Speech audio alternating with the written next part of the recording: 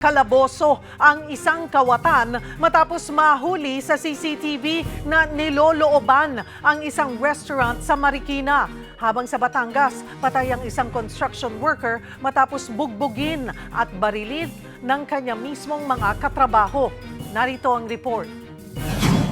Patay at nakasako pa ang ulo ng lalaking yan nang matagpuan sa may boundary ng Barangay Sabang at Bayudbud sa Tuy, Batangas madaling araw noong February 2. May tama ng bala sa ulo ang biktima. Agad namang naaresto ang dalawang sospek na umamin din sa krimen.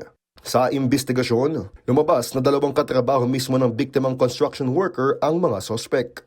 February 1, nang mag-inuman daw sa barracks ang tatlo. Pero kalaunan, pinagtulungan daw bugbugin ng mga sospek na sina alias Nori at alias Sugar ang biktima.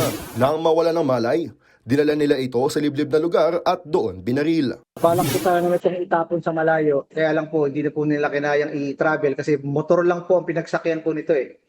Posibleng may personal na galit din daw ang mga pumatay. Pinagbibintangan kasi ng mga sospek ang biktima na nagsusumbong sa amo nila.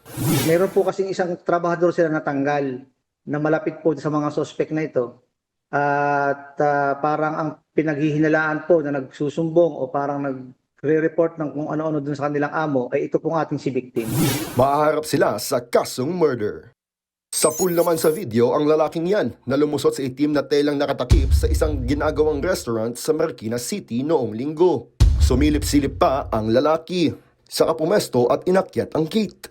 Ilang minuto ang inabot bago siya lumabas ulit pero bitbit niya na ang dalawang box na naglalaman pala ng mga KTV set. Isinakay niya ito sa tricycle saka sumibat.